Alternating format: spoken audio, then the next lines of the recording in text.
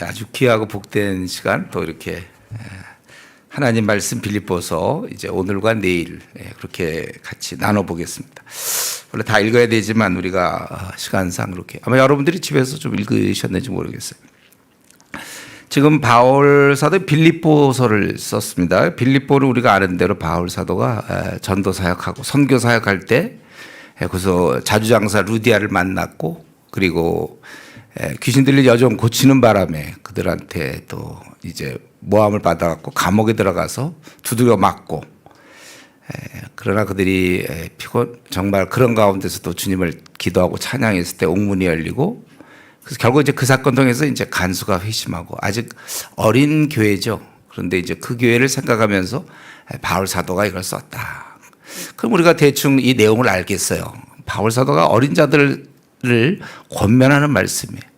우리가 그것을 우리에게 이제 우리에게 적용해서 바울 사도는 또 쓰다 보면 또 자기 생각들도 많이 나오고 그리고 짧은 4장밖에 안 되는 정말 짧은 말씀이지만 또 이 말씀 통해서 우리가 조금 깨달았으면 좋겠습니다. 그리스도 예수의 종 바울과 디모데는 그리스도 예수 안에서 빌립보에 사는 모든 성도와 또한 감독들과 집사들에게 편지하노니 이때 이제 바울 사도는 지금 감옥에 있죠. 로마 감옥에 있는 거예요. 그는 로마 감옥에 있지만 여전히 거기 2절에 보니까 뭐라 했습니까? 하나님 우리 아버지와 주 예수 그리스도로부터 은혜와 평강이 너에게 있을지어다. 보통 인사할 때 바울이 보통 이렇게 하죠. 바울 서신을 보면. 그런데 그는 정말 주의 복음을 위해서 열심히 일했지만 지금 또 감옥에 들어가 있어요. 그럼에도 불구하고 하나님에 대해서 회의하거나 왜 이러실까 따지지 않고 여전히 하나님 우리 아버지.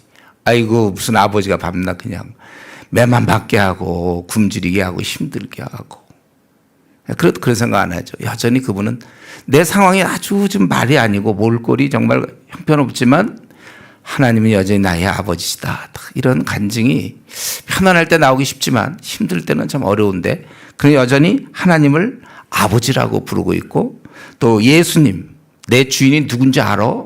나 감옥에 지금 이렇게 있고 비참하게 있지만 나를 이끄시는 그분 얼핏 보면은 뭐 그런가 싶지만은 그분은 나의 주인이시다. 여전히 한 번도 흔들림이 없어요. 자기 상황에 따라서 예수님 하나님 계신가? 예수님 뭐 계시다 뭐 이럴 수 있냐? 뭐 그런 게 아니고 그건 뭐 너무나 당연한 거고 감옥에 있지만 뭐 감옥에 있는 거예요. 그냥 감옥에 있는 거 그냥 있는 거예요. 두들겨 맞은 거 그냥 맞는 거고 일 하나도 안 풀리는 거 그냥 안 풀리는 거예요. 그런데 여전히 그분은 나의 아버지시고 주인이시다. 그래서 그분으로 통하여 그리스도로부터 은혜와 평강이 여기서 은혜와 평강 순서가 중요합니다. 은혜 받아야만 평강을 누리게 돼 있어요. 그렇기 때문에 우리가 신앙생활하면서 내가 좀 신앙생활 잘하고 있는지 못하고 있는지 종종 체크할 때 아주 중요한 기준이 그거예요. 평강, 마음에 평안이 있는가 여러분. 최근 들어서 이번 8월도 좋고 한 7월 8월 계속 여러분 마음에 평안이 있습니까? 만약에 이 평안이 나에게 별로 없는 것 같다. 기쁨이 없고 평안이 없다. 그렇다면은 그것은 지금 회사에서 뭐 감원 계획 아니면 내가 자영업을 하는데 코로나 때문에 그래서 평안이 없다. 그게 아니고 여기 나와 있잖아요. 은혜로 주 예수 그리스도로부터 이렇게 그 평강은 원래 이 땅의 것이 아니에요. 하늘로부터 오는 거예요.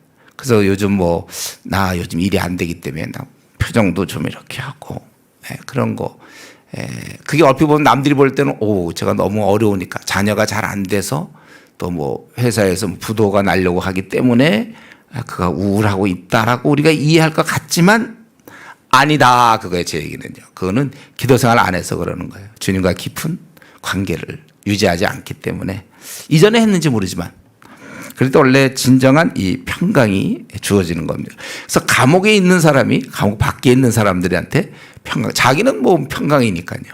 앞날 물론 모르죠. 대책 없지요. 그럼 그게 그렇게 중요한가요? 대책 없는 게 그냥 사는 거예요. 왜냐하면 그분은 나의 아버지시고 또 주님이 나의 주인이시기 때문에 까짓거 뭐 앞날 뭐 앞으로 40년 뭐 무슨 일 벌어진들 대책 없은들 뭐가 문제입니까? 그러나 여전히 평강이 우리에게 있다. 평강. 그래서 이제 먼저 그렇게 인사를 하고 그러면서 바울 사도는 뭘 감사한다고 그래요. 감사할 게 있습니까? 근데 자기는 감사해요. 왜냐하면 그 5절에 있는 것처럼 너희가 복음을 위한 일에 참여하고 있다. 처음에 믿었어 예수님을. 그때 이제 빌립보 간수 또 루디아 뭐 이렇게 해서 점점 번졌겠죠. 그러니까 여기 감독들과 집사들에게 1절 그러니까 어느 정도 규모가 좀 생긴 건데, 근데 이들이 이런 박해 속에서 어려움, 일이 나중에 보면 나오지만 고난이 있단 말이죠. 29절에. 그런데도 불구하고 초대교회가 다 고난이 있었어요. 그럼에도 불구하고 이들이 끝까지 그래도 참여하고 있다. 예. 같이 힘쓰고 있다는 거예요. 이거 참 기쁜 일이다 이거죠. 여러분 우리가 교회도 마찬가지인데 예수님 믿고서 한 3년 5년 열심히 내는 건 누구나 다 냅니다. 그러나 이제 끝까지 열심히 내는 거. 열심히 내다가 이제 중간에 화석화되는 경우가 많아요. 늘 똑같은 1년 전 신앙이나 지금 신앙이나 똑같은. 이거는 실패입니다. 우리는 계속 자라가야 돼요. 베드로 사도가 얘기한 것처럼 오직 그리스도의 은혜와 그를 아는 지식에서 자라가라. 어떻게 목사님 우리가 신앙이 자라죠? 성경은 그를 아는 지식에서. 말씀을 통해 66권이 준비되어 있잖아요. 그중에 한 권씩 두 권씩 연구할 때마다 자라라는 거예요. 계속 연구해야 되는데 이걸 이제 멈춘 성도들이 많으니까 그냥 멈추면 그게 안 돼. 위험하고. 계속 자라서 여러분들 목표는 66권을 끝내겠다. 다시 한번 일주일에 한 장씩 연구할 때 23.5년 뒤에 끝나는 거고, 2장씩 하시면 좋겠어요. 일주일에 한 2장 정도. 예. 뭐 다른 일이 그렇게 이거보다 더 중요한 일이 있나요? 우리가 하나님을 알아가는 것보다. 그래서 이제 너희들이 내가 참 너희들을 생각할 때 너희들이 이렇게 참여하고 있으니까 참 좋다 이거예요. 그래서 내가 감사해. 또 간구를 하지만 아주 기쁨으로 하는 거야. 이들이 이렇게 잘 신앙생활 잘하나.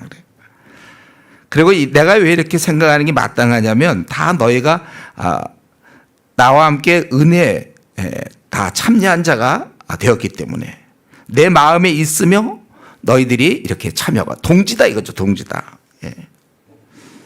그러면서 내가 8절에 예수 그리스도의 심장으로 너희 무리를 얼마나 사모하는지 하나님이 내 증인이시라. 글쎄 이런 말을 할 수 있을까요? 정말 사랑하지 않으면 이런 말 못할 텐데 하나님이 증인이다. 여러분 세상은 이런 사랑을 모릅니다. 남녀 간의 사랑이나 뭐 영화에서 나오는 그저 그 정도 사랑이지 이렇게 성도 간에 이런 사랑이 있다는 걸 알고 계셨나요 여러분들은? 우리 이거 뭐 형제요 자매요 막 이런 거 말고 정말 우리가 깊은 우리는 이러한 이런 사랑을 갖고 있는 거예요. 그래서 여러분들이 교회 오는 걸 기뻐하는 것이고 코로나 때문에 잘 됐다. 집에 오히려 있는 게 편하다. 이건 지금 사랑하는 사람을 안 보겠다는 것과 마찬가지죠. 우리는 서로 사랑. 세상은 이런 사랑을 몰라요. 성도 간의 사랑. 또 요즘 이제 동성애 같은 거 보면 심지어는 뭐 여러분도 그런 얘기 듣습니까? 뭐 다윗과 요나단이 뭐 동성애다 뭐 이런 얘기 혹시 들어보셨어요? 그건 뭐 말이 안 되는 얘기죠. 이미 그런 건 우리 성경에 그 성경에 나와 있잖아요. 그게 동성애가 아닌 것이 열왕기상 15장에 보면 이는 다윗이 햇사람 우리아의 일 외에는 평생에 여호와의 보시기에 정직하게 행하고 자기에게 명령하신 모든 일을 어기지 아니하였습니다. 구약시대 때 동성애를 죽였잖아요. 동성애자들은. 그럼 그게 큰 죄일 텐데. 그런데 우리 성경에서는 그 다윗이 그 간음한 거 외에는 평생에 여호와 보시기에 정직하게. 만약 동성애했다면 그거 나왔겠죠. 성경에서 다 이렇게 써 있는데 그걸 이제 동성애 이제 막 그런. 하여튼 그거에 대해서 요즘 또 많이 어차피 말세니까. 그래서 보면은 우리는 이런 사랑이 있는 거예요. 형제자매 간에 이런.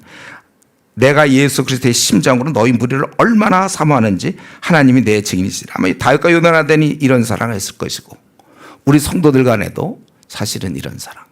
그래서 교회에서 제일 문제는 이 끼리끼리 좋아하는 거 있잖아요. 끼리끼리 항상 그 삼총사 막 이렇게 어울리는 거 아주 비성경적입니다. 우리가 삼총사가 없어요. 우리 다 가족인데 보면 꼭 보면 누구랑 그렇게 김 집사님하고 그 오건사님 있잖아요. 그렇게 잘 지내.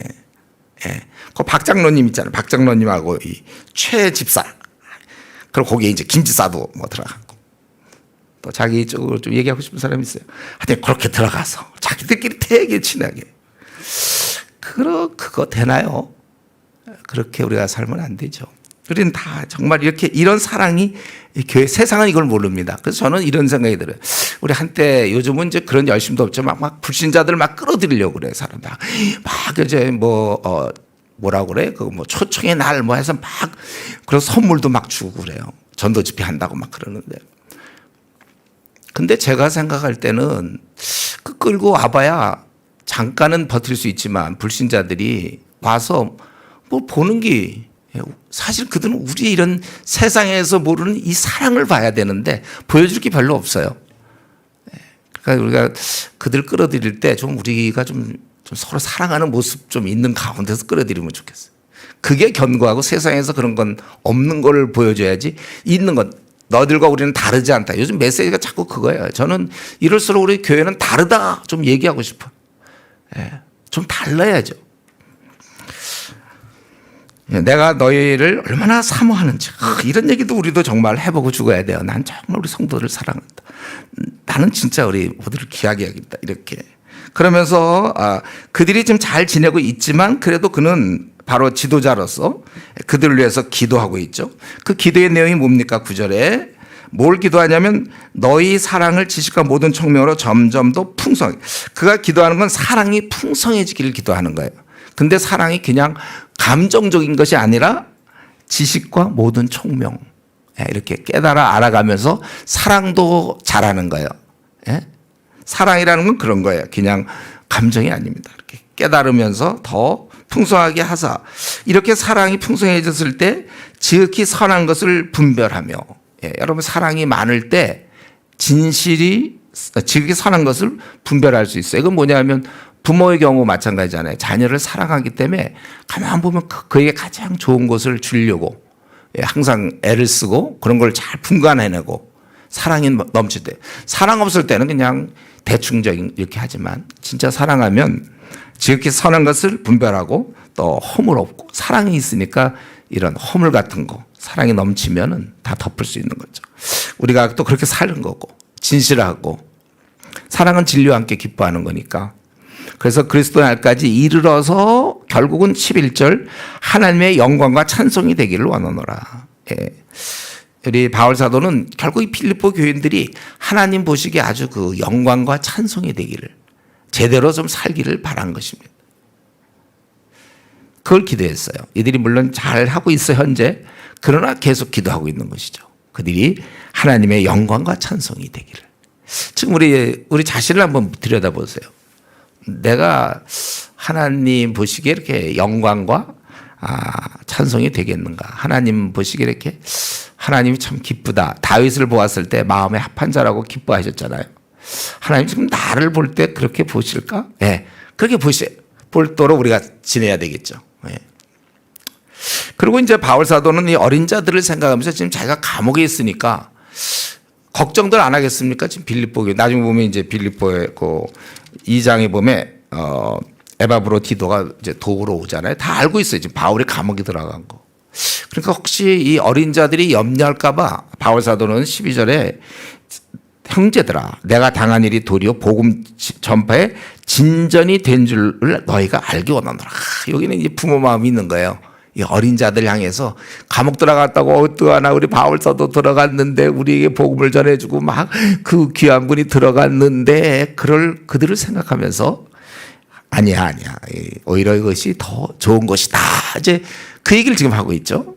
그러면서 나의 매임이 자기가 예수님 때문에 이렇게 지내고 이런 모든 것들 그것이 그리스도 안에서 모든 시대 안과 그 밖의 모든 사람에게 나타났으니 이랬잖아요.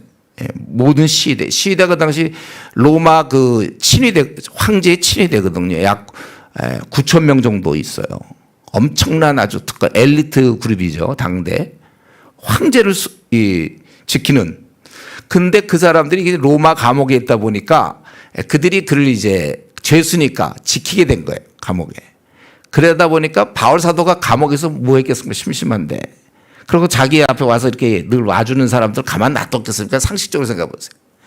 그러니까 그들에게 뭐 얘기를 걸었을 것이고 복음을 전했고 그러다 보니까 그들이 믿게 되고 그래서 이 제수가 아니었으면은 만나지 못할 사람들이야. 이 로마 황제의 친위대, 시위대. 근데 제수인 바람에 그들이 이제 못 도망가게 지키니까 그걸 이용해서 참 이제 복음을 전해서 그들이 이제 많이 이 주님을 알게 됐다. 그거예요. 그게 오히려 복음의 진보. 저는 그래서 이 장면을 생각해 보면 바울 사도의 그때 그 눈빛이 어땠을까? 바울이 이제 그 시위대 그들은 아마 오늘로 따지면 한 키는 최소한도 뭐 한 1m 80 이상 됐을 것 같고 좋은 아마 학벌도 있을 거고 또 무도를 익혔을 것이고 하여튼 그 당시에 황제는 최고였으니까 신이었으니까요. 그를 지키던 사람들 아주 뭐 굉장한 자부심을 갖고 있었을 것이고 세상에 두려운 것이 없었을 그런 사람들.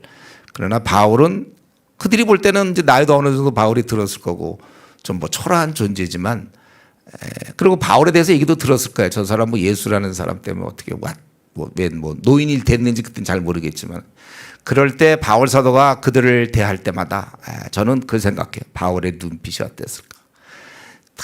그들을 바라볼 때 어쩌면 생애 마지막 기회가 될지도 몰라요. 그들에게는 돌면서 이제 지켰을 테니까. 바울 사도 눈에는 그들이 자기들은 멋있고 막 갑옷 입고 그냥 쫙 밖에 있고 그렇지만 바울을 볼 땐 참 저거 불쌍한 자들이죠. 갑옷만 입으면 뭐해요? 뭐예요 그게? 친위대 뭐 그래 알았는데 그것들은 뭐냐고요. 다 멸망당할 자들이고 구원받지 못한 가련한 인생들을 보면서 참. 바울이 제가 볼 때 그들을 바라보는 눈빛은 말로 다 할 수 없을 거예요. 내가 죄수가 아니어서 만나보지 못할 그냥 갑옷만 입었지 뭐 아무것도 아닌. 오히려 그들 시대 그 사람들이 오히려 바울을 볼 때 참 뭐냐 참 광신자 하나 왔구나. 혹시 그렇게 봤는지 모르지만 바울의 그 눈은 그들을 바라보면서 견딜 수 없었을 거예요. 말을 하더라도 참 깊은 사랑과 이들을 구원해보고자 하는 그 뜨거운 열정 거기에 녹았을 거라고 생각해요. 그래서 그들의 많이 나타났다. 모든 사람의 그 밖에 모든 사람이 나타났다는 건 많은 열매를 맺었다는 거예요. 그러니까 이런 일이 벌어지니까 형제 중 다수가 로마에서 사실은 기독교 핍박당하고 위축됐단 말이죠. AD 1세기경이니까요. 그럴 때 다들 이렇게 위축돼서 어떻게 하지도 못하고 그럴 때 이 사건을 보면서 야 우리 사도 바울은 이런 가운데 죄수인 주제에도 이렇게 열매를 맺고 있는데 우리 뭐냐 뭐 이런 자극이 일어난 것 같아요.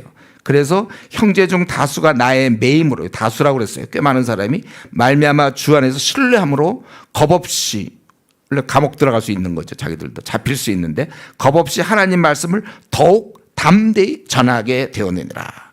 여러분 한 사람의 그런 열심이 전달되게 되어 있는 거예요. 우리 교회도 마찬가지. 교회 부흥은 물론 다 같이 막 기도 열심히 하고 이렇게 하지만 어떤 한 약간 미친 사람 그냥 어쩔 줄 모르는 사람 있잖아요. 그냥 막 복음을 전하지 않으면 견딜 수 없고 막 제자 삼으려고 그러고 주의 말씀에 막 순종하는 좀 약간 점잖지 않은 뭐 그런 사람이 한 명만 있으면 돼요. 그냥 그러면 이게 전달되는 거예요. 그리고 이게 옳다고 생각하는데 별로 남들도 가만히 있으니까 자기도 가만히 있었는데 바울 사도가 여기서 정말 그거 복음 때문에 감옥 들어가서 죽을 수 있는데도 불구하고 그러는 모습. 야, 이건 정말 한 사람, 그렇죠? 우리나라에 이런 사람이 필요해요. 여러분 자신을 좀 이렇게 너무 낮게 평가하지 마시고 내가 만약에 움직이면 한국을 바꿀 수 있다 이런 생각. 저 중국 대륙을 바꾼다. 그러려고 우리가 태어났죠. 그러면 시시하게 뭐 그냥 나와 내 가족 잘 먹고 노후 준비 잘하고. 그래서 에어컨 잘 틀어서 시원하다. 폭염이라도 뭐 수박도 먹자. 뭐 이런 거 하려고 태어났습니까? 한 번 사는 거. 바울은 지금 정말 얼마나 그 당시 감옥 그거 어떻겠어요? 너무 이게 당연하다고 그래 생각하면 안 돼. 바울 사도가 감옥 들어가 있는 거.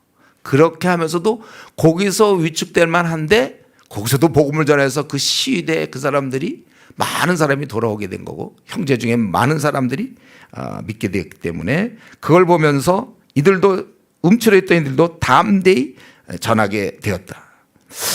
이게 여기까지는 참 좋은데 근데 이제 15절에 보면 이제 어떤 이들은 투기와 분쟁. 바울의 이런 사역을 투기하고 분쟁으로 보는 사람이라면 제가 보기에 그 당시 로마 교회 지도자들이라고 생각돼요. 그러니까 자기들이 이제 존중을 받고 그래도 지도자로 이렇게 하는데 또 다른 지도자가 나타나는데 자기들과 너무 달라요. 복음을 위해서 막 싸우고 그러면 자기들이 위치가 없어지는 거잖아요. 사람이요 은근히 위치 되게 따집니다. 예수님 제자들도 그랬잖아요.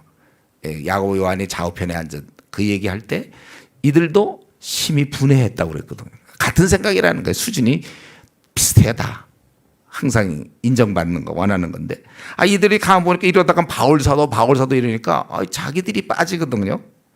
그래서 이들은 투기와 분쟁으로 그렇게 했다는 거예요.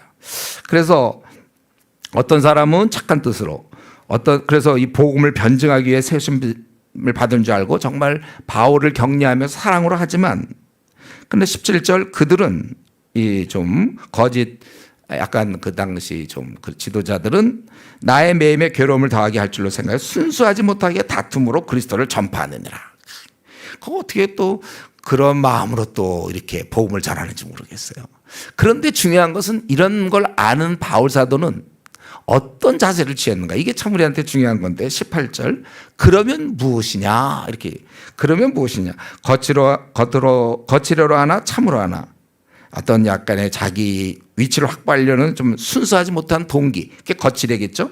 또 참으로 정말 복음을 위해서 하나 무슨 방도로 하든 전파되는 것은 그리스도니 이로써 나는 기뻐하고 또한 기뻐하리라 이렇게. 바울 사도가 이렇게 몰라서 그러는 게 아니에요. 분명히 그들이 17절에 나의 매음에 괴로움을 더하게 할 줄 알았어. 그들의 의도를 다 알아요.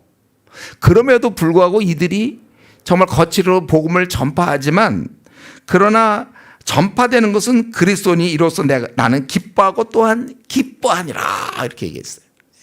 자기를 완전히 벗어나 있잖아요. 어떻게 보면 사실 굉장히 기분 나쁘죠. 내가 좀 올라갈까 봐 막 견제하고 있는 이런 모습들 바울이 모르는 게 아니에요. 바보가 아닙니다. 다 알아요. 그것을 보이니까. 그러나 그렇게 해서라도 예수님을 전파하면 나는 기뻐하고 또한 기뻐하겠다. 이게 이제 과연 바울다운 모습이고 우리가 그걸 배워야 되는 거죠. 이런 모습은 이게 자기가 없는 사람이구나. 자존심이고 뭐고 또 인정받는 거 그런 거 귀찮아요. 바울 사도는 이 땅의 영광 그는 바라지 않습니다. 데살로니가전서에 보면 그런 거 나오죠. 자기가 그런 거 원치 않아요. 근데 우리가 여기서 한 가지 생각할 점은 바로 그거예요. 이렇게 그냥 순수하지 못한 동기로 복음을 전해도 그것도 의미가 있는 거예요. 전파되고 있어요. 그러니까 여기서 우리가 너무 순수함만 너무 얘기하면 안 돼요. 그래서 어떤 사람 좀 복음 전하라고 그러면 나는 그들을 사랑하는 마음이 부족하니까 사랑하는 마음도 없이 전하는 건 뭐 위선이 아니겠냐. 아니에요. 그 의사가 환자 고칠 때 막 정말 이 환자가 꼭 나아야 되겠다고 막 뜨거운 마음으로 해야만 됩니까? 어떤 때 귀찮은데도 불구하고 그래도 그가 이렇게 처방 내려서 하는 걸로 우리는 유익을 얻는단 말이에요. 우리 애들 보면 그거 몰라요. 애기 엄마들 보면은 애 밥 안 먹는 애들이 있으면 쫓아다니면서 먹여요. 애 안 먹어. 그래도 막 억지로 먹으면 그게 영양분이 돼서 걔가 또 자라는 거예요.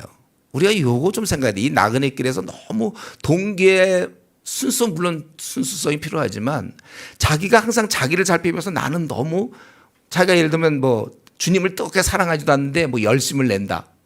그럼 이거 위선 아니냐? 아니에요. 그런 거는요. 그렇게 하지 마세요.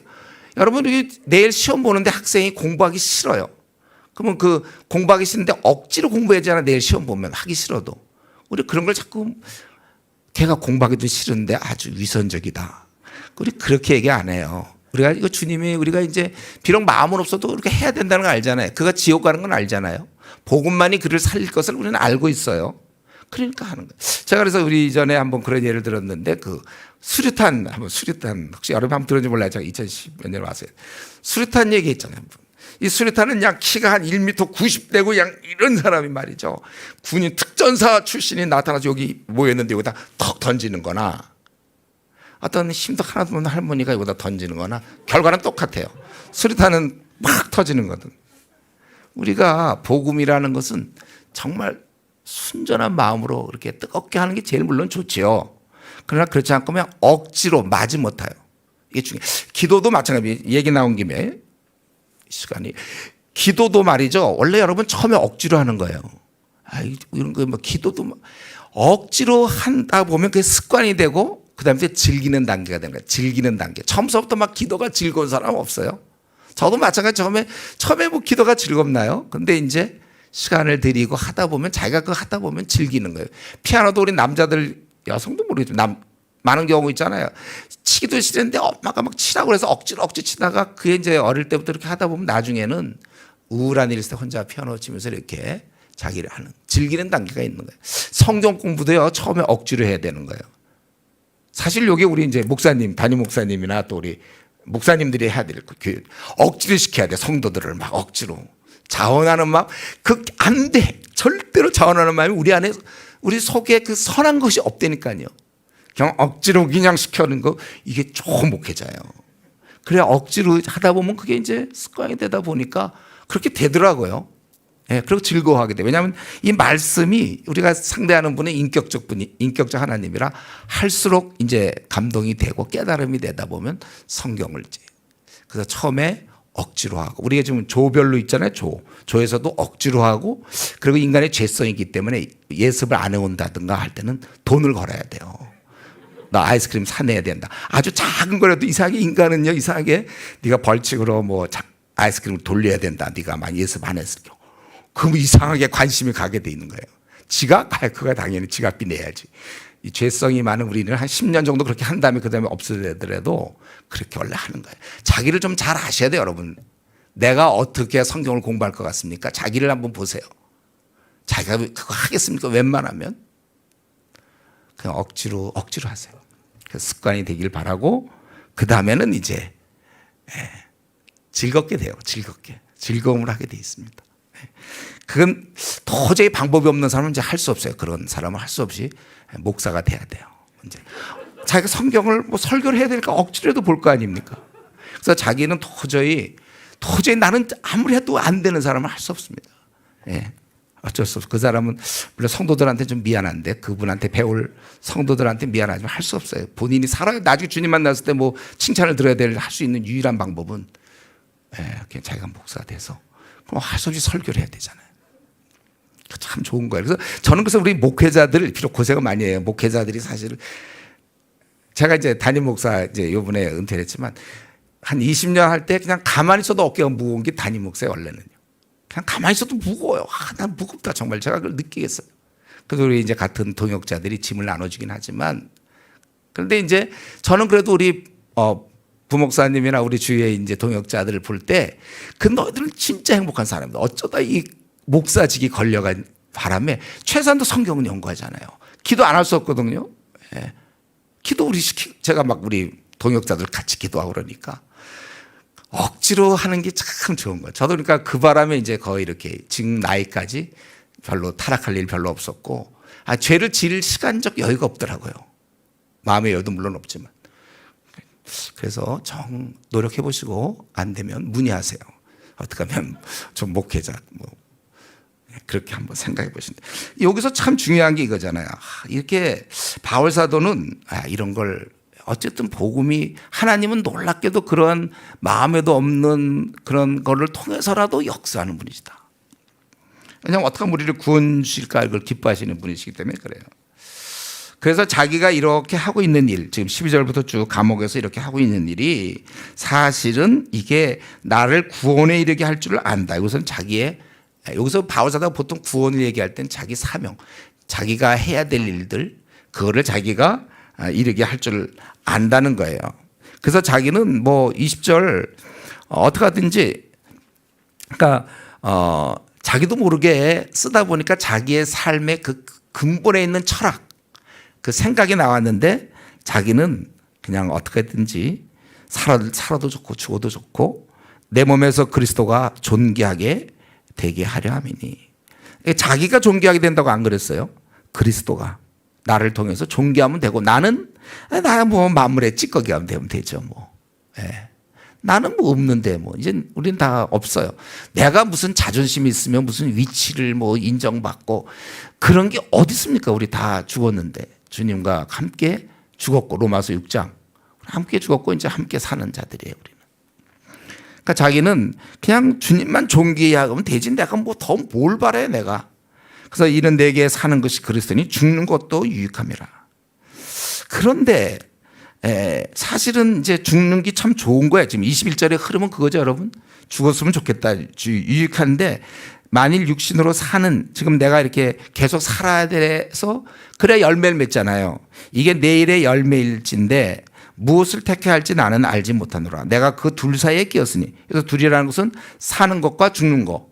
둘 사이에 제가 끼었다는 거예요. 이거 정말 둘 사이에 끼었는데 차라리 세상을 떠나서 그리스도와 함께 있는 것이 훨씬 더 좋은 일이라. 그렇게 하고 싶다. 그러니까 바울 사도는 23절에 자기 마음을 표현했는데 죽었으면 좋겠다는 거예요. 물론 살아서도 주님과 교제를 나눠요. 그러나 그 숨이 안 차 그거는요. 아무리 해도 직접 만나고 그분과 자기는 그리스도와 함께 있는 것이 세상을 떠나서 그리스도와 함께 있는 것이 훨씬 더 좋은 것이다.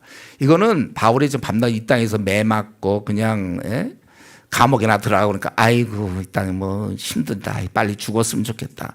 그게 아니에요 지금.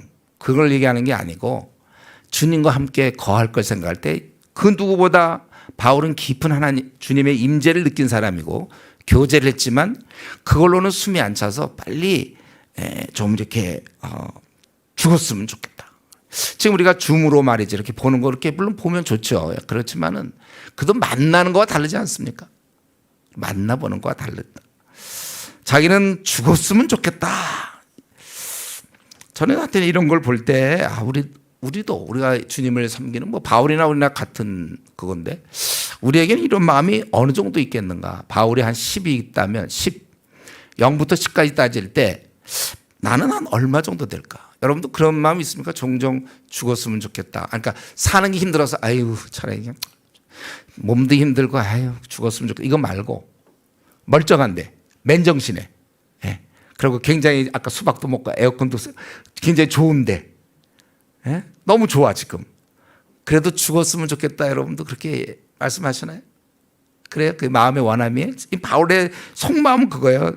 훨씬 더 좋은 일이라. 그렇게 하고 싶다.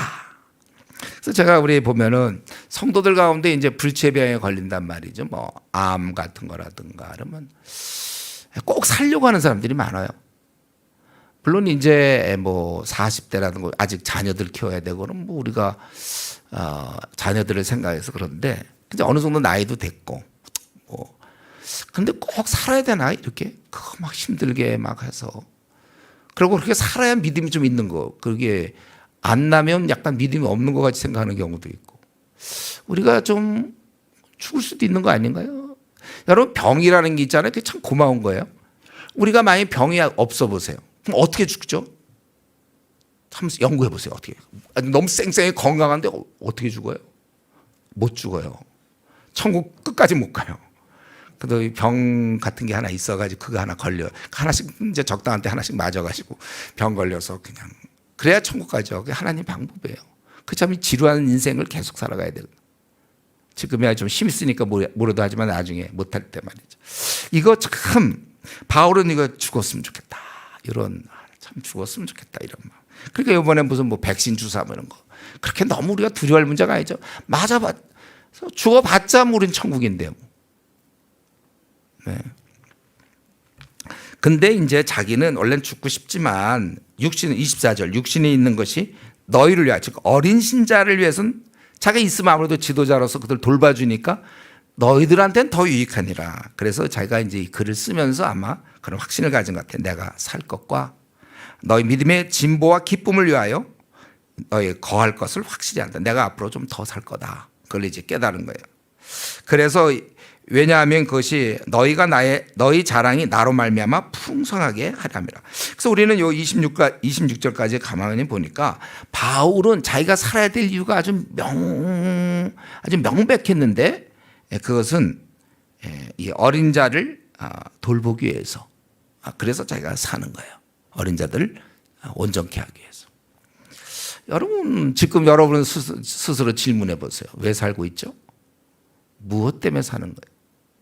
우리도 사실은 이 땅에 있는 수많은 어린 자, 당장 우리나라에 1,000만의 불교 신자들, 500만의 가톨릭 신자, 우리 이런 사람들 생각하고 그래서 우리가 사는 거예요.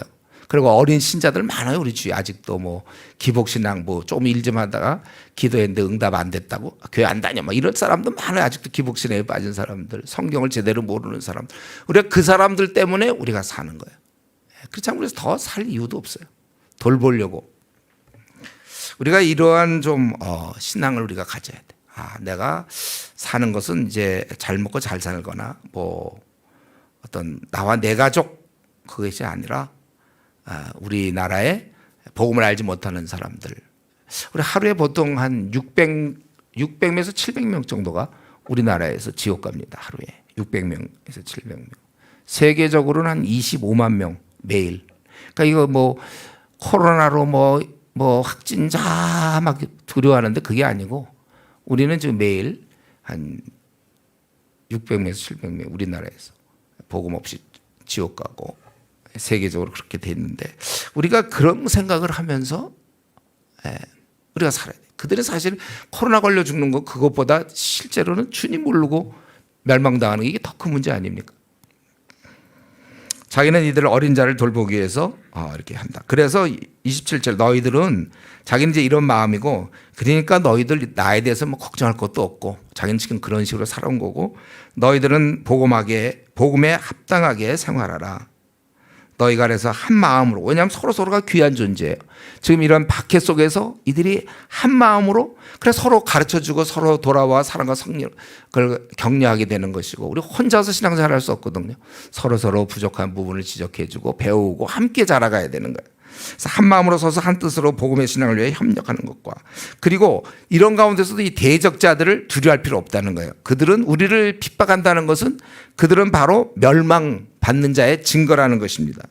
이것이 그들에게는 멸망의 증거다. 우리를 대적한다. 내가 지금 주님을 잘 섬기는데 우리를 대적한다면 그거는 멸망받을 자들이라는 것이죠.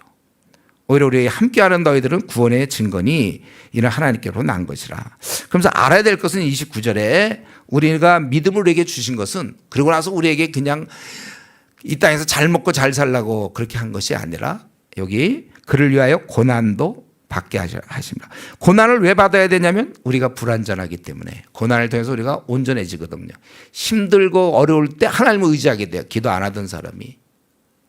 근데 그런 문제 있어요. 제가 이전에 어느 교회에 한 번 있었는데 수예배를 제가 이제 오전에 한번 저녁에 이렇게 한번 하는데 오전에 막 사람들이 오는 거예요. 내가 깜짝 놀라서 그래서 내가 이렇게 위대한 설교자인가 이렇게 많은 사람들이 수요일날 막 물밀듯이 왔더라고요. 놀랐어요 제가 그날. 그래서 이제 나중에 끝나고 보니까 그날이 이제 수능 날이었어요. 그러니까 평소에 기도 안 하던 엄마들 우리 애들 참 그거 올 수 있었던 사람들이었는데. 우리는 사실 조금 뭐 힘들거나 뭐 이런 기도 제목이 있어요. 그러니까 이게 중간중간 그런 게 참 중요한 것 같아요. 애들 입시 같은 거가 있다든가 그 다음에 남자들 군대 문제 그리고 졸업하고 취직 같은 거 이런 게 군데 있고 또 고맙게도 일단 직장 들어가면 승진이라는 게 또 있잖아요. 그것 때문에 또 기도할 수밖에 없는 거고 그리고 이제 결혼 이런 것 때문에 우리는 또 중간중간 하나님 다 만들어 주셔서 그래서 또 그게 또 되니 안 되니 막 그래서 신앙 좋아진 사람 많아요. 이것 때문에 결혼 문제로. 저희 교회 이전에 우리 이런 얘기도 되나요? 우리 3명의 이제 좀 노처녀라고 얘기하면 좀 죄송한데 하여튼 나이 많은 자매 제가 보기에 뭐 별로 이렇게 거의 시집갈 확률이 그렇게 높지 않았어요. 뭐 세상적으로 잘 나가는 것도 아니고 무슨 외모나 무슨 학벌 뭐 그런 건 아니에요. 근데 제가 이제 우리에겐 기도가 있다. 나는 죽으라고 기도해 그 사람 3명. 그래서 다 이제 시집 갔는데 오히려 그런 게 있으니까. 그리고 우리 또 어떤 때는 이제 뭐 시험 떨어지는 경우 우리는 교대가 가까이 있는데 임용 뭐 떨어져요. 한 번씩 보통 떨어져요. 그러고서 1년 기다리는 동안 신앙이 얼마나 잘하는지 몰라요. 고난 그냥 바로 들어간 애들하고 달라요. 고난을 많이 해서 원래 우리가 이 땅에 살면서 고난을 받는 이유는 우리가 온전해지려고. 그리고 주님만 의지하잖아요. 고난을 받으면. 다윗이 죄 지을 때는 고난받을 때 죄 지은 게 아니에요. 편안하니까 죄를 짓지. 그래서 고난을 받게 하려 하십니다. 왜? 여기다 만약 굳이 우리말로 쓴다면 바울이 그때 오늘날 같으면 썼을지 몰라. 왜냐하면 니들이 너무 연약하기 때문에 온전히 하나님만 의지해야 되기 때문이다. 뭐 이렇게 썼을지 모르겠는데. 그러고서 이제 30절 그들에게 이렇게 얘기하죠. 너에게도 그와 같은 싸움이 있으니 너희가 내 안에서 본 바요 이제도 내 안에서 듣는 바니라. 가끔 이제 어떤 사람 저한테 와서 우리가 복음 전하는 건 사도들에게만 하라고 그런 거 아닙니까? 예수님 사도들에게. 그래서 제가 그럴 때 이제 요거 1장 30절 너희에게도 이런 싸움이 있다는 거예요. 근데 그 싸움이 그럼 뭡니까? 바울 너희가 내 안에서 본 바요 이제도 내 안에서 듣는 바니라. 그러니까 바울에게서 본 게 뭐고 지금 듣는 게 뭡니까? 복음 때문에 감옥 간 사람한테 무슨 얘기를 듣는 거예요? 바로 그 일. 사람 낚는 어부가 되고 제자 삼는 바로 그겁니다. 우리 다시 한번 말씀드리지만 아까 오전에 얘기했죠. 우리가 주의 일꾼 되는 건 선출이 아니에요. 막 하나님 불러서 일꾼이 됐건 구약 방법이고 신약에는 누구나 다 할 수 있다는 거예요. 우리가 직장에서 안 뽑아주면 우리 실업자가 될 수밖에 없어요. 그건 뭐 방법이 없어. 안 뽑아주는데. 근데 뽑아주는데 자기가 실업자가 되는 건 자기 책임이죠. 그거는 안 뽑아줘서 실업자는 할 수 없지만 뽑아주는데도 놀고 있으면 참 그거는 게으름뱅이일 수도 있어요. 하나님 나라 일꾼은요 뽑는 게 아니에요. 여러분의 선택입니다. 여러분이 하고 싶으면 하세요. 바로 그겁니다. 일꾼은 하고 싶으면 한다. 자기가 일꾼이 되겠다. 그래서 꼭 목사 되라는 얘기가 아니라고 했어요. 선교사 되라는 얘기가 아니라 복음을 위해서 일하는 거예요. 너에게도 같은 싸움이 있으니. 없다고 생각하는 사람이 많아요. 선교사에게 있고 아니면 뭐 사역자들에게는 있지만 나는 없으니 이렇게 생각하는 사람 많은데 여기 분명히 여러분 성경도 그렇게 써있나 다시 한번 확인해 보세요. 이렇게 그와 같은 싸움이 어떻게 돼 있어요, 여러분 성경에? 그와 같은 싸움이 뭐라고요? 아니요. 그와 같은 싸움이 있으니 이렇게 그렇게 돼 있죠. 있다고 돼 있어요. 다만 우리가 이제 침착하게 안 할 뿐이죠. 그리고 이제 어릴 때도 모태신앙들은 이제 그 면역 체계가 완성돼 가지고 웬만한 얘기에선 절대 전도 안 합니다. 우리 교인들이 제가 그 사람이에요. 그냥 뭐 제가 우리 저 중학교 때 말이죠. 저 참 뜨거웠고 우리 교회에서 아주 신앙 좋았어요. 수련회 같은 데 가면 막 강사들 와서 막 복음에 대해서 얘기하고 막 우리가 복음 전하자니까요. 순전할 때 중학교 때 얼마나 뜨거운지 몰라요. 그래서 막 그때 이제 막 그런 거 전하고 끝나는 날 다 일어나라고서는 우리 주제가를 부르겠다 그러면 이근곡식 거둘 자가 없는 이때에 누가 주의 일을 할까 막 보내주소서 막 그럴 때요. 눈물 뚝뚝 흘리니까 저도 막 그거 할 때 막 그냥 막 밀림도 떠오르고 막 보내주소서 막 또 그러고 나서 이제 수련회 끝나잖아요. 그러고서 뭐 그냥 아무 데도 안 가요. 그냥 가긴 어딜 갑니까? 그냥 상상 속에서 보내주시고 나 혼자 막 그거 한 거지. 아무것도 안 하고 수련회 한 또 그러고서 2주 정도 지나면 다시 원래대로 돌아가고 이제 그렇게 꾸준히 중학교 고등학교 수련회를 꾸준히 하다 보니까 벌써 전도 얘기만 하면 다 알아 벌써. 아이고 지금 내가 21번째 듣는 얘기입니다. 그 얘기요? 네 알고 있습니다. 아마 우리 강사님 마태복음 28장을 그쪽 20절 그쪽으로 나오실지 아니면 사도행전 1장 8절로 하실래나. 우리 지상명 전도요? 그거 굉장히 중요하죠. 그럼요. 그건 주님이 직접 명하신 거죠. 우린 그거를 뭐 대위임령 뭐 지상명령 막 그거 아주 해야 됩니다. 막 이러는. 다만 이제 우리가 침착하다. 움직이지 않는다. 그러니까 우리 지금 죽어가는 영혼들이 이렇게 많은 거예요. 많아요. 1년 내내 정말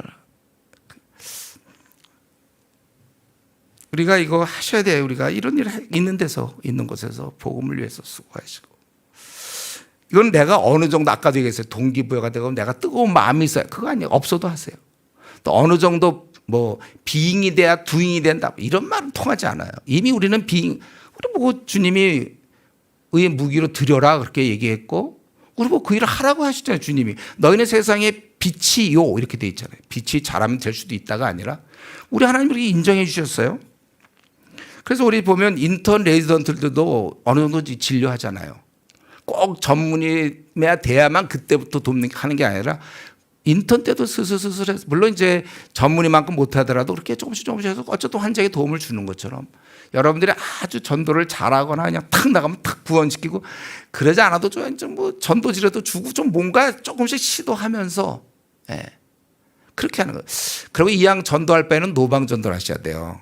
여러분들이. 그러니까 노방 전도라는 건 이제 예수 천당 불신족 그런 예의도 없는 그냥 달려가고 예수 천당 불신족 이게 아니고 여러분이 갖고 있는 소망에 대해서 뭐 우리 대화 좀 하자. 제가 예수님 믿게 됐는데 너무 귀하다. 그리고 우리가 죄가 있지 않습니까? 뭐 그리고 얼마든지 설명해서 그거 듣기 싫으면 이제 또 딴 사람한테 가서 하면 되는 거고. 노방 전도를 해야 우리의 영성이 막 살아나요. 왜냐하면 힘들거든요. 기도 안 하고는 안 된다는 걸 깨닫게 영적 싸움이니까. 그래서 하셔야 되고 그룹을 져서 혼자서 하기 너무 어려워요. 그룹을 져서 꼭 좀 여러분들 하세요. 분명히 너에게도 그와 같은 싸움이 있으니 싸움이 뭡니까? 나처럼 하는 거다. 이게 바울 사도. 사도만 하는 게 아니고 그러니까 우리 스데반도 집사였잖아요. 더구나 뭐 회개 뭐 공개하는 거. 근데 그는 순교당했잖아요. 빌립도 마찬가지고 초대교인들이 다 그렇게 했어요.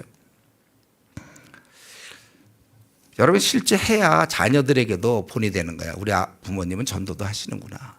그래야 되죠. 그거 빼놓고 있으면서 뭐 그럼 자녀들이 전도합니까? 해요? 우리 부모가 안 하는데. 그럼 걔는 하나님 앞에 상도 없잖아요. 물론 나도 상이 없지만 자녀도 상 못 받게 하면 되겠습니까? 그래서 이러한 것을 생각하면서 바울 사도는 2장 1절에 그러므로 이렇게 얘기하죠. 그러므로 그리스도 안에 무슨 권면이나 사랑에 무슨 위로나 성령의 무슨 교제나 궁일이나 자비가 있거든. 이 말은 그렇게 있으면 뭐 하라 그런 뜻이 아니라 당연히 예수를 믿는 자들은 이제 이런 것이 있는 거예요. 조금씩 차이는 나도 우리 위로와 또 교제와 궁일, 자비 같은 게 조금씩 우리는 있는 겁니다. 그런 자들은 다 마음을 같이하여 한 마음을 품어. 지금 바울 사도는 큰 영적 전쟁을 보면서 빌립보 교인들에게 한 마음을 품으라. 마음이 나눠지면 얼마나 힘든지 몰라. 뭐 좀 할래도 마음이 나눠지면 안 돼. 한 마음. 예. 그래서 이 한 마음을 깨는 게 보통 다툼이거나 아니면 허영. 쓸데없는 인정받으려면이나 또는 뭐 대우 뭐 이런 것들. 다툼, 허영, 세상적인 어떤 생애 자랑, 욕심, 안목의 정욕, 이런 것들. 육신의 정욕, 생애 자랑 같은 것들. 이런 걸로 하지 말고 오직 겸손한 마음으로 각각 자기보다 남을 낫게 여기고 자기 일을 돌아볼 뿐더러 또한 각각 다른 사람의 일을 돌아봐. 지금 바울 사도는 지금 박해 중에 있는 자기도 지금 감옥에 들어가 있지만 박해 중에 있는 그 어린 빌립보 교인들을 보면서 너희들이 서로 잘 이렇게 서로 돌보면서 격려하면서 이렇게 좀 잘 원팀을 좀 해봐라. 이번에 뭐 김영경 뭐 잘했다 뭐 그런 거 나오던데 자세히 읽어볼 시간이 없었지만 뭐 잘했다는 거예요. 뭐 그가 우리가 지금 이 싸움이 있기 때문에 우리 교회 내에서도 또 여러분들이 공동체에서 이렇게 되라. 그러면서 이 일이 근데 쉬운 일이 아니에요. 남을 돌보는 거. 근데 그래서 그 다음에 너희 안에 이 마음 갑자기 예수님 얘기가 나오는 것은 예수님이 이렇게 사신 거예요. 남을 돌아보면서 너희 안에 이 마음을 품으라 곧 그리스도 예수의 마음이니 그는 근본 하나님의 본체시나 하나님과 동등됨을 취할 것을 여기지 아니하시고 오히려 자기를 비워 조기 형체를 가해서 사람들과 같이 되셨고 사람의 모양으로 나타나사 자기를 낮추시고 죽기까지 복종하셨으니 곧 십자가에 죽으심이라. 여러분 남을 돌볼 때는 당연히 자기 손해가 있는 거예요. 돌보는 만큼 손해해 나는. 왜 내가 주님이라면서 나는 시간 뺏기고 에너지 드리고 어떤 때는 재물까지 드리고 왜 나만 이렇게 되나. 남들은 다 노는데 같은 집사인데도 저 집사는 저렇게 뭐 그냥 즐겁게 지내면서 별로 이렇게 하면서 지내는데 나는 왜 나만 이렇게 일을 해야 되나. 밤낮 이렇게 시간 뺏기고 뭐 공일 좀 남들은 다 가족여행 요즘은 이제 코로나 때문에 그건 좀 적지만 다 놀러 다니는데 나는 그것도 교회 와서 교회를 지키고 뭐 나는 왜 이래야 되는 거야. 그거는 지금 자기가 혼자 주님께 충성하는 게 뭐 기분 나쁩니까? 감사하게 생각해야 되고 그리고 원래 우리가 주님을 섬기고 남을 돌보려고 할 때는 이런 손해가 있는 거예요. 우리 주님은 종의 형체를 가졌다고 그랬잖아요. 7절에. 원래 하나님과 동등이지만 스스로. 그거는 우리 엄마가 그렇잖아요. 엄마가 애들 돌볼 때 자기 뭐 옷 같은 거 딱 챙기고 그러는 게 아니고 자기는 아무 옷이라 입어도 좋고 아무거나 먹어도 되고 애들 잘 먹이려고 그러잖아요. 좋은 곳으로. 그거예요. 여러분들이 이제 앞으로 남은 생에 얼마나 남았는지 잘 저는 다 모르겠는데 자기 거 이제 챙길 생각하지 마시고, 그리고 그거에 대해서 좀 불평 좀 하지 마세요. 나만 왜 이렇게 해야 되나? 그래서 뭐 기분 나빠요. 주님 잘 섬겨서 나만 왜 이렇게 주님을 잘 섬기는가? 저들은 저렇게 주님도 안 섬기고 상도 이제 못 받을 거고 왜 나는 이렇게 주님을 잘 섬겨서 나는 상도 받고 이렇게 칭찬 듣고 왜 그럴까? 그게 고민입니까? 우리는 정말 시간을 내세요. 다른 사람은 놀러 가면 가라고 그러세요. 그거 비교하지 마세요. 나는 지금 뭐 20년째 30년째 나는 주일 지키느라고 한 번도 빠지지 못하고 교회 나왔다. 그래서 그게 그렇게 슬프게 얘기할 내용이에요? 충성스럽게 한 거에 대해서 좀 그런 생각 자체. 아니 우리가 덤으로 사는 거 아니에요? 그렇다면 정말 천년 우리 영원토록 지옥 갈 존재 이렇게 살려주셨으면 그냥 그것만 해도 됐지 뭐 그거를 그렇게 따집니까? 그리고 요즘 대체 공휴일도 있기 때문에 그날 가시면 돼요. 요즘은 너무 그러니까 자꾸 나는 왜 같은 목회자끼리 그럴 수 있어요. 왜 저 사람은 저렇게 좀 대충 하는데 왜 나만 밤낮 힘든 일은 뭐든지 다 나한테만 오고 나는 밤낮 이렇게 교회에서 그럴까?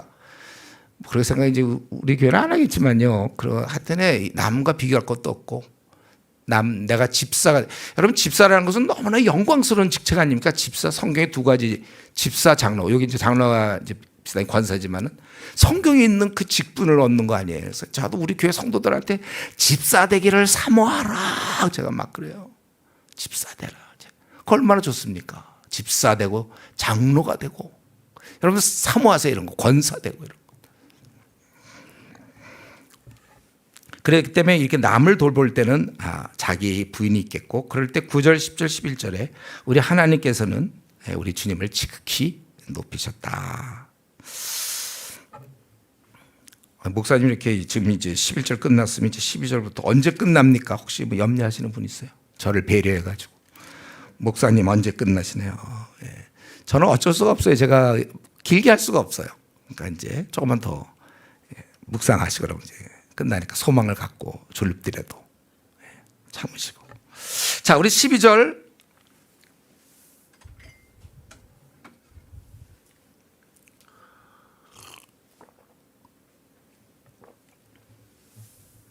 이런 것을 다 보면서 바울사도는 지금 남을 많이 돌보라고 그랬지만은 또 동시에 12절에 보면 너희를 또 돌봐라. 남만 돌보다가 자기를 포기하는 게 아니라 또 나의 사랑하는 자녀들아, 너희가 나 있을 때뿐 아니라 지금 나 없을 때, 지도자도 없고 이럴 때 항상 복종하여 두렵고 떨림으로 너희 구원을 이루라. 남을 돌보는 건 참 좋은 일이에요. 그러나 자기도 돌봐야 돼. 자기도. 여러분 우리가 누굽니까? 우리는 맹수들이죠. 우리는 사실은 성령의 능력으로 지금 이렇게 나라는 자가 이렇게 갇혀져 있어서 이렇게 좀 착한 모습과 성실하고 친절하고 손해보죠. 원래 우리는 바울사도가 얘기한 것처럼 내 안에 선한 것이 없고 시편 기자가 얘기한 것처럼 태어나면서부터 곁길.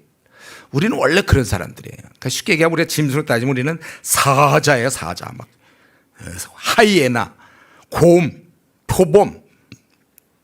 원래 우린 그런 자들이에요. 원래 그러니까 아주 독하고 막 그런 자인데 철장에 가둬놔야 돼. 우리를 항상 바울사도가 고린도전서 9장 27절 자신을 복종시켰다고 그랬잖아요. 우리는 그러한 존재들이에요. 그래서 자기가 교회에서 조금 교회 생활을 했고 뭐 직책도 맡았다고 해서 자기를 믿어서는 안 돼요. 목사가 자기 믿으면 안 됩니다.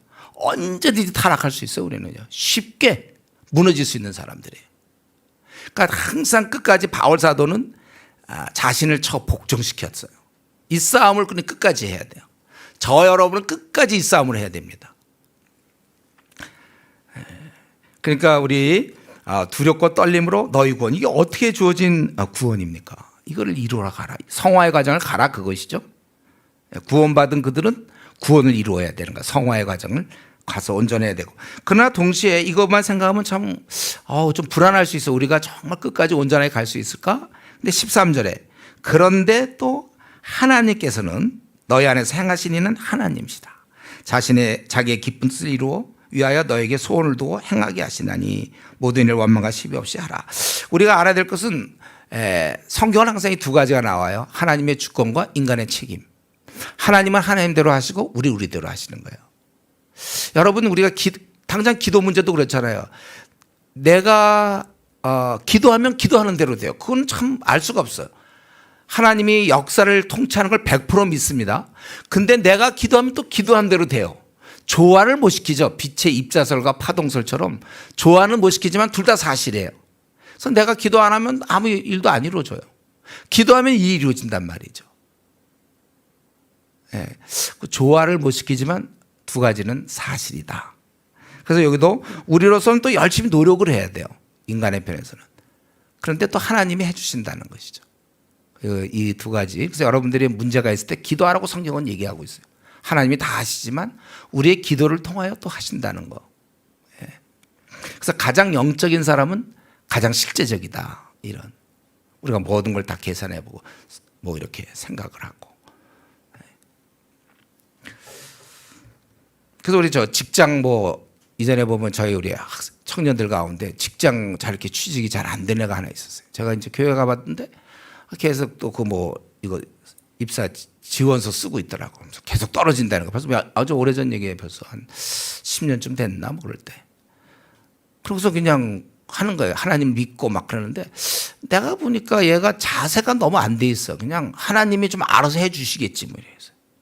계속 떨어지는 거죠. 그래서 제가 그래서 너 이거 가서 면접할 때 그냥 너 아주 그냥 나를 안 뽑으면 나 죽는다 막 이런 좀 자세를 가지고 가서 그냥 어떡하든 나 이 회사 꼭 가야 된다 막 좀 강력하게 네가 좀 해라. 기도 좀 하고 아주 그냥 세게 좀 나가서 나 이 회사 아니면 난 가지 못한다 막 그냥 거짓말 시키려는 게 아니라 그런 마음으로 막 그래갖고 붙었잖아요. 그렇게 떨어지다가 자기가 해야 될 일 해야죠. 하나님이 알아서 하시겠지. 결혼 문제도 말이죠. 그냥 뭐 좀 하다가 좀 그건 선복 그 미팅하고 그러는 게 좀 부담스러우니까 에이 하나님이 알아서 하시겠지. 그러지 말고 노력을 하란 말이죠. 어떡하든지. 자, 우리 교회 청년들한테 그런 얘기. 우리 교회가 이제 크지 않으니까 만약 우리 교회에서 도무지 배우자를 찾지 못하겠거든. 우리 근처에 큰 교회들 좀 있거든. 그 교회에서 무슨 하는 행사라도 좀 가서 좀 들어라 내 가서. 아니 실제로요. 또 어떤 자매는 자기는 선교사 되고 싶다고 그래요. 근데 형제가 없어. 그래서 내가 이따가 너 정말 선교사 되고 싶냐니까 그렇대. 그럼 너 신학교 가봐라 그랬어. 신학교 가면 총각 전도서 많거든. 가라 그랬더니 가고 한 달 만에 형제 만나갖고. 그래서 또 내가 나한테 야단 맞았죠. 어떻게 금방 그렇게 결정하냐. 그래서 결혼했는데 어쨌든 자기가 연구를 해야지 하나님이 알아서 하시겠지. 야, 그 말 틀린 말은 아니. 근데 그건 믿음이 좋을 때 할 수 있는 말이지. 예, 그냥 그렇게만 어떻게 보면 자기의 나태함과 노력 안 함을 숨기기 위해서 하는 말일지도 몰라요. 우리 아주 그냥 철저하게 여러분들 회사에서든지 또 어떤 자녀 교육도 철저히 얘가 알아서 신앙 좋아지겠지. 그런 게 어디 있어요. 성경을 가르쳐야죠. 아비의 훈계 성경 구약은 그 아비의 훈계를 굉장히 강조하잖아요. 부모가 가르치는 거예요. 성경을 로마서 가르치고 우리 빌립보서 끝나면 이제 빌립보서 쫙 가르치고 애가 뭐가 들어있어야지 뭐가 나오죠. 그거 하나도 안 들려주고 그러고선 걔가 행동 잘할 걸 기대하는 그 낭만적인 그 상상력이랄까 어떻게 그럴 생각할 수 있습니까? 성실하게 가르치라고 성경 그렇게 나와 있는데 여기서도 마찬가지로 우리도 우리의 구원을 이루고 지금 자기 신앙도 미지근한 신앙으로 계속 나갈 수 있어요. 그건 자기의 결정입니다. 계속 미지근한 신앙으로 갈 건지 아니면 억지로라도 성경 공부할지. 예. 그래서 제가 그때 2014년에 와서도 얘기한 것 같은데 그 순종했는지 몰라요. 여러분 그 거실에 탁자가 있어야 된다. 탁자가 있어서 여기 성경책 펴놓고 옆에 노트 있어서 아니면 색연필도 있어서 줄도 긋고 그냥 엄마가 앉아서 그거 하란 말이죠. 예, 하면 되잖아요. 우리 자유주의 나라에서 누가 뭐라고 성경 펴놔요. 왜 덮어가지고 꼭 껴놔야 됩니까? 그냥 성경에 딱 펴놓으세요. 그냥 거실에 딱 해갖고. 이럴 때 카드 써야 되는 거야. 이런 거 살 때. 그래서 거기서 딱 공부하고. 띵동 누르 나면 또 택배 여름 가서 하고. 또 하다가 또 띵동 하면 또 나가서 또 사인하고 들어와서. 어디까지 했지? 그러고 아 여기구나. 그러고. 엄마가 이래야 애들도 또 따라하고 다 그러는 거죠. 억지로 했어요. 억지로. 그리고 성경은 항상 집안에 펴져 있어야지 이거 꽂혀 있으면요. 이거 꺼내서 또 피고 힘들어 그냥 하고 노트 옆에 있어서 자꾸. 그러니까 지금 우리나라 구조 보면 특별히 아파트 보면 아주 통일돼 있어요. 언제 반상에서 다 통일했는지 모르지만 딱 들어가면 그냥 소파에 그냥 텔레비전 편하게 리모컨까지 아주 그냥 가서 돌리는 그런 노력할 것도 없어요. 콕콕 누르면 좋고. 그건 텔레비전을 보기 위한 가정이에요. 그 가정은 영화관은 아니지만 상당히 좀 큰 거 많이 나와요. 거의 영화관을 막 따라갈 정도에 그렇고 아주 편안하게 돼 있어요. 직장에서 지치고 있는데 그거 집에 오면 뭐 할 겁니까? 그거나 봐야죠. 그렇기 때문에 할 수만 있으면 교회 근처로 이사 와서 퇴근 후에 무조건 교회를 둘러서 1시간 기도하고 집에 간다든가. 그리고 가서 자기 혼자 어려우니까 가족과 약속해서 우리 가정은 일주일에 2장씩 하기로 했다. 아빠가 딱 그런 얘기하고 내가 만약에 못 지키면 너희들 치킨 쏜다. 막 이제 이렇게 나가. 억지로라도 자꾸 이렇게 자기 자녀 사주는 건 좋은 거지만 어쨌든 억지로 묶어놔야 되는 거예요. 그래서 이러한 좀 인간의 책임이라는 거. 신앙도 그러니까 부지런해야 돼. 신앙도 하나님께 기도하세요, 여러분들. 그래서 너희들은 특별히 15절 흠이 없고 순전하게 어그러지고 거스르는 세대 가운데 하나님의 흠없는 자녀로 세상에서 그들 가운데 빛들로 나타나며 생명의 말씀을 밝혀. 이 밝히라는 것은 붙잡아라 그런 뜻이에요. 나의 다름직도 헛되지 아니하고 수고도 헛되지 아니하므로 그리스도 안에 내게 자랑할 것이 있게 하렵니다. 바울은 이제 이들을 바라보면서 또 이들이 잘 되는 것이 자기의 자랑이라고 얘기하고 있죠. 그리고 만약 너희의 그런 신앙을 위해서라면 나는 기꺼이 내 목숨을 던지겠다. 나를 전제로 드릴지라도 그래도 나는 기뻐하고 너희 무려 함께 기뻐하리라. 자기는 기뻐하겠다. 자기를 희생해서라도 너희들이 이렇게 잘한다면은 자기는 좋다 그겁니다. 그러면서 19절에 이제 30절까지는 이제 현재 벌어지고 있는 얘기를 좀 한 거예요. 여기서 두 인물이 나오죠. 19절에 디모데고 그 다음에 25절에 에바브로디도 두 인물이 나오는데 이들은 그 당시에 주의 일꾼이었어요. 그들이 어떤 모습인지 우리가 보면 내가 디모데를 속히 너희에게 보내기를 주 안에서 바라면 너희의 사정을 알므로 안위를 받으려 함이니 자기는 못 가니까 대신 디모데를 그들에게 보내겠다는 거예요. 이는 뜻을 같이하여 너희 사정을 진실히 생각할 자가 이밖에 내가 없습니다. 왜냐하면 왜 이런 사람이 없냐면 다 자기 일부터 구한다는 거예요. 우선순위가. 그 다음에 이제 주판할 튀겨서 시간 남으면 주님께 드리고 재물도 마찬가지고 그들이 다 자기 일을 구하고 그리스도 예수의 일을 구하지 아니하되. 초대교회인데도 이렇게 실제로 그리스도 일을 먼저 구하는 자가 이렇게 드물었다는 거예요. 예. 바울도 이런 상황에서 그래도 교회 개척을 하고 전투를 한 겁니다. 누구나 다 주님의 일을 구하면 얼마나 좋겠어요.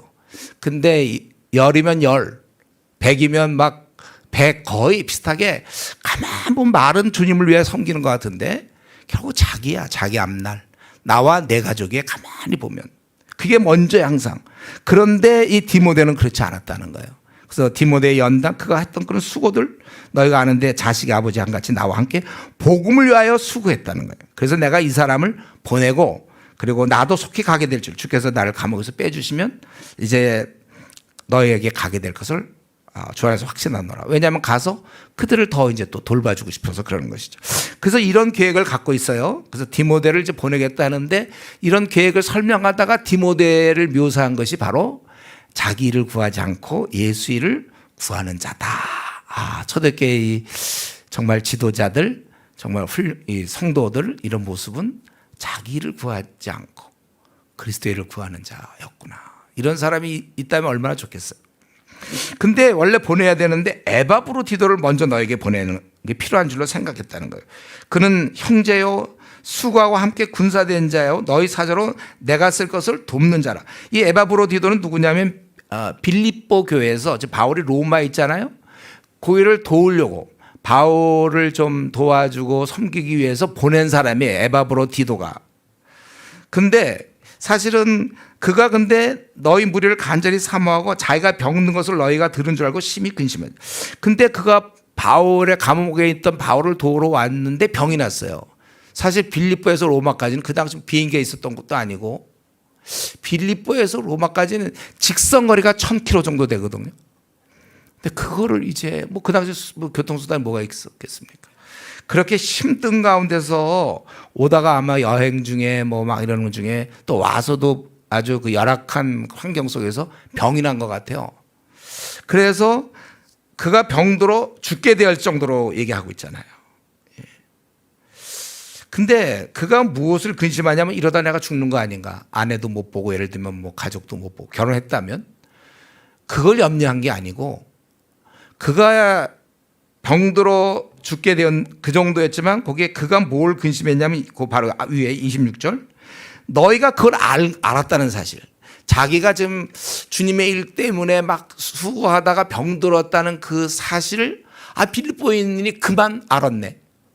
그게 근심이 되는 거야. 이들이 알아서 날 염려하면 어떡할까? 나는 괜찮은데 뭐 죽으면 괜찮고 막 이랬는데 이들이 어린 자들이 또 이것 때문에 시험 들 수 있잖아요.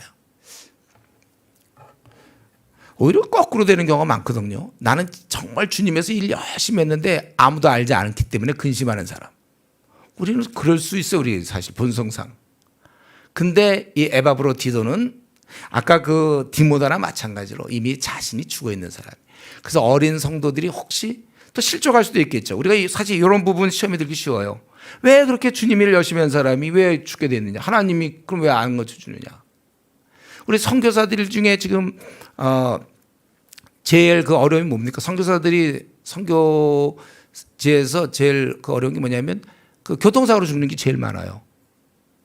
우리가 생각할 때 아니 선교사가 복음을 들고 나갔으면 하나님 그 사람은 좀 피해줘야 되는 그건 아닌 것 같아. 하나님은 또 그런 자를 또 이쁘게 여기셔서 빨리 오게 하신지 몰라요. 이 땅에 수고했음을 끝나게 했는지 그건 모르는데 어쨌든 연약한 자들은 시험에 들 수도 있어요. 근데 어쨌든 그는 내가 주님에서 그냥 이렇게 병든 거 이걸 사람들이 좀 알아줘야 되는데 못 알아주다니 하고 막 그걸 근심한 게 아니라 오히려 안 것에 대해서 초대교회가 한 이 정도 신앙이었어요. 디모데는 자기 일을 구하지 않고 주님의 일을 구했고 이 에바브로디도도 마찬가지죠. 그러니까 제가 보기에 우리가 만약에 지금 오늘로서 마음을 혹시 정한다면 이 두 가지를 정할 수 있다면 내가 앞으로 남은 생 동안에 먼저 주의 일을 구하겠다. 어쨌든 손해가 많을 텐데 그렇게 된다면 그래도 먼저 주의 일을 구하겠다.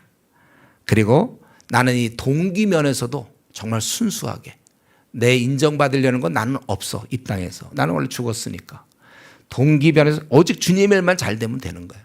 동기까지도 순수한. 그러니까 주님에서 힘써 싸우지만 그러면서도 그 동기조차도 정말 칭찬 들을 만한. 우리 내일 하겠습니다. 내일 그 빌립보서 4장 8절에서 생각에 대한 얘기 좀 하겠는데. 그 당시에 이런 초대교회 인물들이 이 모양이니 이 정도 되니까 결국 대로마 제국이 쓰러지게 되는 거예요. 지게 되는 거죠. 기독교에. 이 정도에서 이런 영향을 받고 큰 초대교인들. 어떻게 이기겠습니까? 세상 사람들이 그런 개념이 없는데. 그래서 근데 이렇게 이제 병들어 죽게 되었으나 근데 하나님이 그를 긍휼히 여기셨고 그를 살려주셨다는 거죠. 그뿐 아니라 또 나를 긍휼히 여기서 내 근심을 면하게 하십니다. 사실 바울이 난처하잖아요. 기껏 자기를 도우러 왔는데 가족도 있고 예를 들면 막 그런 사람이 와서 죽어버려 보세요. 그럼 자기가 얼마나 그 좀 불편하겠어요. 그게 난처하고. 근데 나를 근심 위에 근심을 면하게 하셨느니라. 여러분들 이거 정말 명심하십시오. 하나님께서는요 우리를 좀 이렇게 난처하지 않게 하세요. 어려운 중에 제가 목회하면서도 정말 난처한 순간이 참 많았어요. 이거 이렇게 안 되면 어떡하나 하고 난처할 것 같은데 하나님께서 도와주셔서. 여러분들 지금 혹시 무슨 문제가 있습니까? 정말 이거 안 되면 나는 어떡하나 굉장히 난처한 문제가 있습니까? 무슨 결혼 문제가 되나요? 아니면 취직이나 너무 정말 난처하고 힘든 그럴 때 하나님이 도와주신다. 우리 구약에 보면 아브라함이 자기 아내가 누이라고 속여가지고 그 왕이 데리고 갔잖아요. 그러고서 대신 선물을 뭐 양소 뭐 막 낙이 망청 줬잖아요. 그러니까 그 밤에 그는 아내의 그런 다정한 사랑스러운 얘기를 듣는 대신 짐승의 울음을 들어야 되는. 지가 잘못한 거거든요. 속였으니까. 할 말도 없어 어디 가서. 그럴 때 그냥 하나님이 도와주셔갖고 그 왕한테 이렇게 해서 이제 아내를 보내는 방식으로. 하나님이 그러니까 우리가 어쩔 수 없이 안 될 때 그 난처할 때는 하나님이 그걸 그대로 놔두지 않더라고요. 저는 그 목회하면서 이렇게 하면 제가 정말 난처한 상황을 수없이 겪었는데 그때마다 하나님이 도와주셨어요. 특히 우리 중국 갈 때 말이죠. 중국 갈 때 그 당시 이제 비행기 표를 미리 여행사한테 3개월 전에 얘기해서 다 했는데 한 일주일이나 열흘 남겨놓고 왔어요. 그 여행사 대표랑 와갖고 표를 못 끊었대요. 우린 다 휴가 얻어가지고 자비랑해서 그때 한 100명인가 150명 이제 중국 전역으로 보험 전화기 위해서 가는데 그거 표를 못 구했대. 3개월 전에 했는데 뭘 했는지 이 사람들이. 그러면서 이제라도 그 우리 단체로 돼 있으니까 그 대기를 걸어야 된대. 대기를. 근데 단체 대기라는 건 될 수도 없으니까 개개인으로 걸려는 거예요. 근데 저는 생각하니까 개개인으로 했다가는 약 한 1,500만 원이 더 들어요. 교회 그때 늘 우리 적자였는데 이제 개척교회 적자인데 그 뭐 어떻게 해요? 그래서 제가 이거 단체 대기는 안 되니까 개개인 대기를 해도 될까 말까다 막 이러더라고요. 근데 제가 그때 그래도 단체 대기를 해주세요. 그래서 사람들마다 이제 우리 팀들 다 단체 대기. 제 머릿속에는 큰일 났어요. 이거 만약에 안 되면 내가 우리 성도들한테 휴가를 얻어라. 그때로 추석 때 갔나? 아주 부모님한테 야, 너 미리 가서 인사하고 그때 가자 막 그래갖고 그런 어려운 중에 돈도 학생들이 막 노가다 뛰어서 돈 모아가지고 그때 가는데 이건 뭐 목사가 어떻게 일을 해가지고 여행사도 어떻게 돼가지고 여행사 와갖고 못 구했다면 끝이지만 그 책임은 온전히 내가 쓰는 거잖아요. 그러니까 이제 저는 이제 전능하신 하나님께 그냥 도와주십시오. 그렇게 돼요. 다 풀렸잖아요. 다 나갔어요. 혹시 좀 하나님의 그런 도우심을 좀 간증하고 싶으세요, 여러분들? 목사 되는 것도 한 가지 방법이에요, 이것도. 그냥 어려운 일 당하면 하나님을 저 그런 일이 너무 많아서 사실 간증하고는 오늘 한 12시까지만 하면 좋겠어요. 다 할 수 있어요. 그거 진짜 수많은 하나님의 도우심. 근데 결론은 난처하지 않게 하신다. 우리 때로 어떤 때 우리 자매나 형제가 자기 결혼 문제에서 벌써 계속 이게 안 되고 또 안 되는데 이제 올해도 벌써 가을 이제 낙엽이 떨어지기 시작하는데 어떡할 거냐. 그럴 때 제가 할 수 있는 말은 뭡니까? 야고보서 5장 11절. 주는 가장 자비로우시고 긍일히 여기시는 이시니라. 저는 이제 그 구절 믿어라. 하나님은 자비로운 분이시다. 너에 대해서 하나님의 뜻이 있는 것이다. 작년에도 그 말씀하시고 올해도 또 그러십니까? 할 수 없어요. 하나님은 가장 자비하시고 긍일히 여기시는 분이시다. 이걸 여러분 꽉 붙잡아야 돼요. 지금 우리가 정말 내일 좀 더 얘기하겠지만 우리가 주님을 믿는다는 것은 참 최고예요. 그런 나를 난처. 여기서도 이제 이때 가서 그냥 죽을 수 있었어요. 거의 여기 병들어 죽게 되었는데 무슨 수로 삽니까? 그 당시 뭐 병원이 뭐 좋았겠어? 뭐 어떻게 했어요? 긍일히 여기셔서 근심을 면하게 하셨다. 그러기 때문에 빨리 너희들이 이 소식을 알기 때문에 빨리 나는 그를 다시 보내기를 원한다. 너희들은 그러므로 29절 이런 자를 그를 영접하고 또 이와 같은 자를 존귀 여겨라. 바로 이건 주님을 위해서 이렇게 하는 자를 존귀 여겨라. 그가 그리스도의 일을 위하여 죽게 이르도 자기 목숨을 돌보지 아니한 것은 나를 섬기는 너희 일의 부족함을 채우려 함이라. 그래서 우리는 지금 바울 사도가 빌립보 교인들을 돌보면서 하는 권면 중에서 정말 신앙은 이렇게 되는 거고 아까 얘기한 두 가지 디모데가 먼저 주의 일을 구하는 거 평생 남은 생은 지금까지는 자기 일과 자기 가족을 먼저 했는지 모르겠어요. 이제는 남은 생은 주의 일을 먼저 구하고 그리고 그 마음 자세도 이 에바브로디도처럼 내가 주를 위해서 이렇게 손해보고 애를 쓰고 그런 것을 오히려 그들이 알았다는 사실 때문에 근심할 정도로 우리 동기가 순수하고 주님만 한 분 세상 사람이 뭐 1,000명, 2,000명, 10,000명이 아는 몰라줘도 주님 한 분만 내가 주를 위해서 이렇게 재물을 쓰고 시간을 쓰고 마음을 쓰고 생애의 어떠한 영광을 취하지 않은 것 주님만 아시면 된다. 이런 마음으로 우리가 살아간다면 우리 한국교회에 소망이 있으랍니다. 기도합시다. 오늘 제가